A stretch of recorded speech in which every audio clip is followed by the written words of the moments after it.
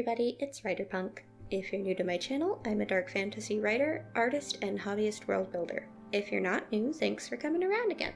In today's video, I'll be taking you through my process for designing an author business card and why I made the choices I did. For this endeavor, I will be using Moo and Canva. Neither company are in any way affiliated with my videos, nor do they sponsor them. Moo is literally the only reputable promotional materials printer that I'm aware of, and I use Canva extensively, as you'll soon see. So, I eventually chose Moo's cotton business cards because they said it's made of recycled t-shirts, and that was the extent of my thought process. The price didn't really factor in. I actually have no idea what the going rate is for business card production, so hopefully I'm not getting ripped off. If/when I do print these, I'll make another video reviewing their overall quality.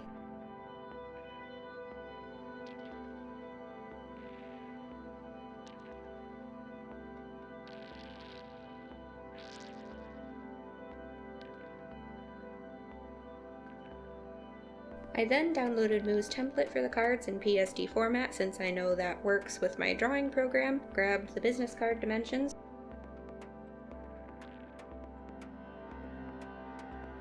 plugged them into Canva. After that, I brought in a PNG of the template to make sure the sizing was correct. Very frequently in this video, you'll see this pink border around the business card, which is called a bleed. Whenever you design printed materials, your background needs to extend to the outer edge of the bleed, but your text and images must be contained within the inner edge, or the white space in this template. The inner edge of the bleed is where the machine will cut your material to size, so you want to make sure it's not going to cut off anything important. I already had a decent idea of what I wanted from this design when I started. I wanted the front to look like the spine of a book, and the back to display, for now, my two most recent titles and some reviews. I decided against styling the front of the card as a book cover for a few reasons, some of which sound a bit cringy when I say them aloud, but are nevertheless the truth. One, because a lot of the designs I looked at to get ideas had the exact same idea. Two, because I think spines are an important part of the overall look of the book, since most people store books with the spine facing outwards, but they seem to be overlooked. And three, because I'm a dark fantasy writer and could not resist the urge because spine, skeleton, spooky creepy darkness. Yeah. Anyway, my idea for the back of the card was much clearer in my mind than the front, as I'm sure you can tell. I did use the potential cover for Marrow as a placeholder for the cover of 33 Tales of War for two reasons. I don't yet have a cover for 33, and I can't put every issue of Worldbuilding magazine in which 33 appears on the back, because at this point there are simply too many. There's 6 that are already published, one coming out in August, another in October, and another in December. So by the end of this run there will be 9, which is actually kind of fitting given the significance of 9 in my stories, but anyway, I liked the idea of having snippets of reviews and stars out of 5 on the back, since that lends some credibility and might pique someone's interest. Obviously these aren't real reviews, I actually don't have any yet. I don't think Worldbuilding magazine has that option on their website, and Goodreads apparently does not catalog literary magazines.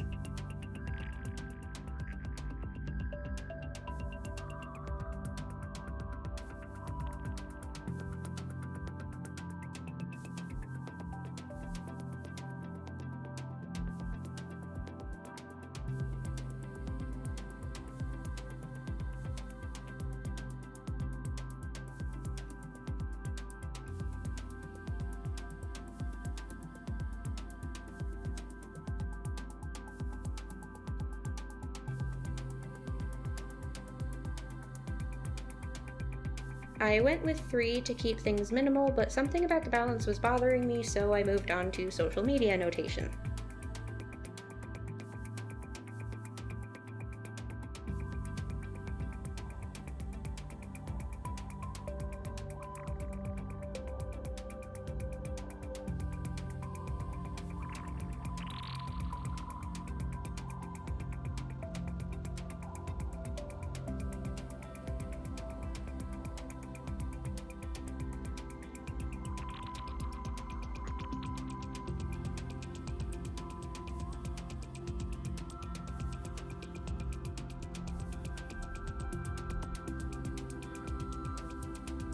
I also could not find a computer icon I liked that was free, so I made a quick one for myself, and as a side note, I fully planned on going over the icons in Sketchbook later so that they'd match. This step was mostly so I could get the layout right.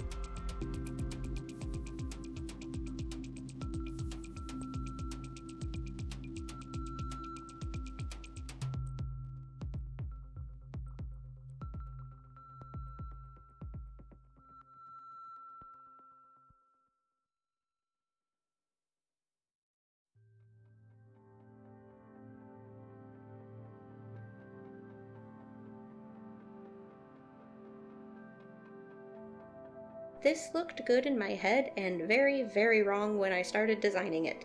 Nothing was sitting correctly, it was distracting from the stars, and overall it just looked really out of place.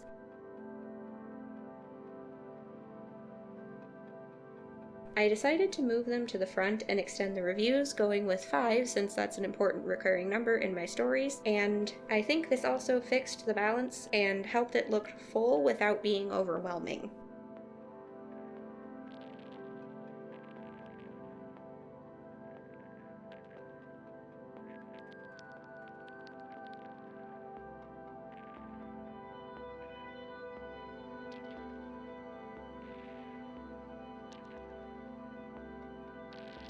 Back to the front, I messed around with the alignment of the social icons and desperately tried to avoid extending the spine, but alas I was forced to because that text orientation was not going to work for me.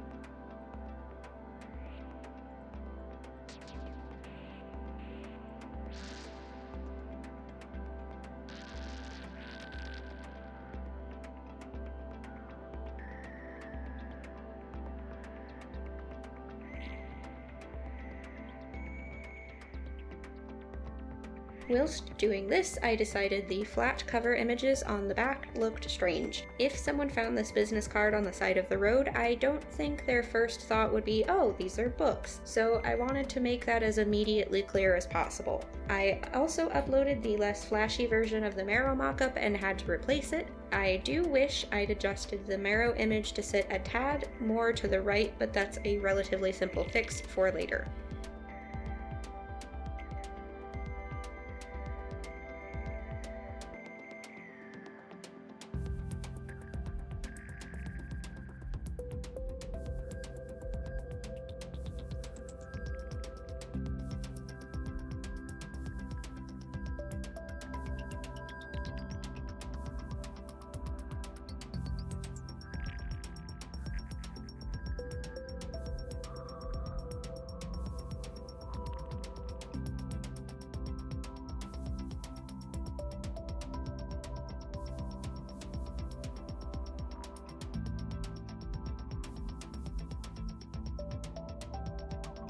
Overall, this just takes a lot of adjusting, sitting back and adjusting some more.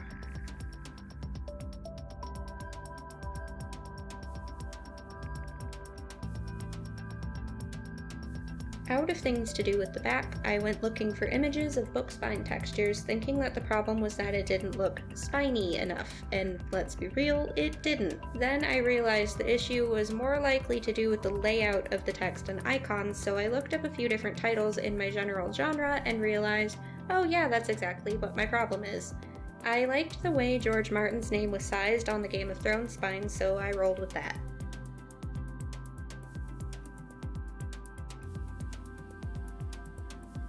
I also made the mistake of aligning the text to the bleed instead of the trim line, which would have made the final product's text alignment look extremely weird as the text would sit too close to the card edge. Thankfully, I caught that and properly aligned everything.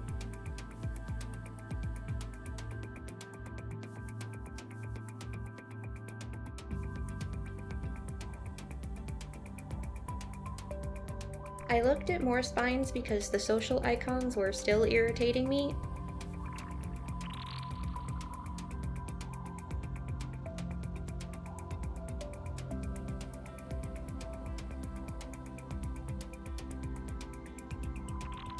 I also briefly entertained the idea of darkening the spine and lightening the background, but quickly abandoned it.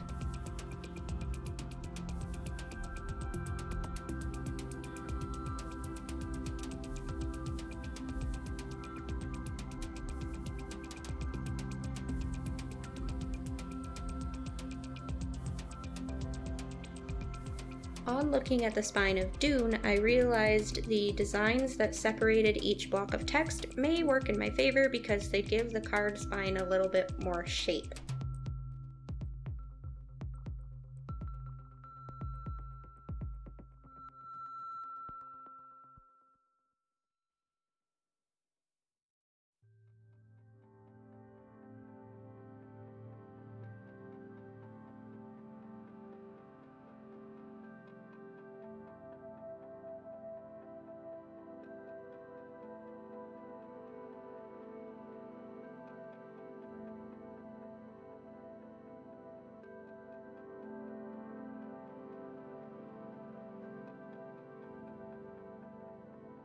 Now, if you're wondering why I chose the colors I did, my stories contain no humans but a fantasy species I made up called Wren, who have been described by others as cat elves given their cat-like facial features but also somewhat elven appearance. Wren are capable of having one of 5 blood colors or hematones: silver, black, white, blue, or red.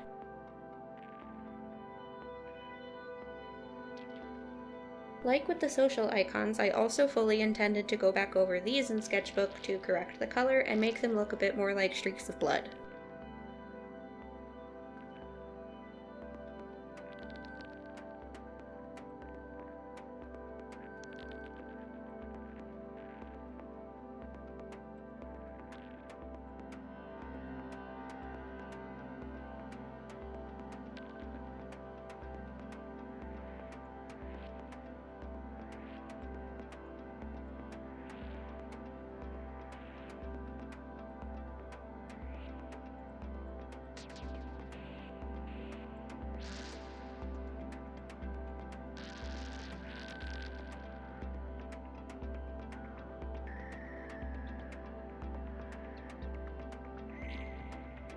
And then my tablet died. But Canva autosaves. So these were the end result. The back is my favorite, hands down, no question. It looks professional, communicates its purpose well, and would definitely pique my interest if I picked it up on the side of the road. The front was...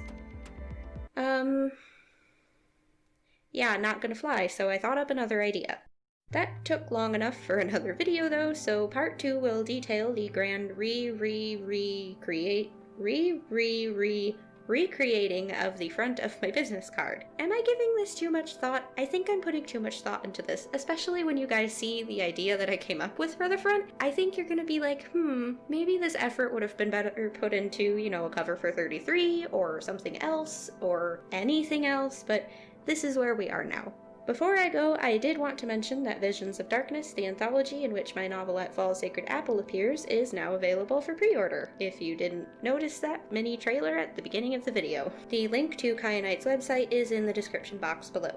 Anyway, that's all I have for this one. As always, I appreciate all likes, comments, subscriptions, notification bell rings, anything you have for me. Thanks so much for watching, and I'll see you next week.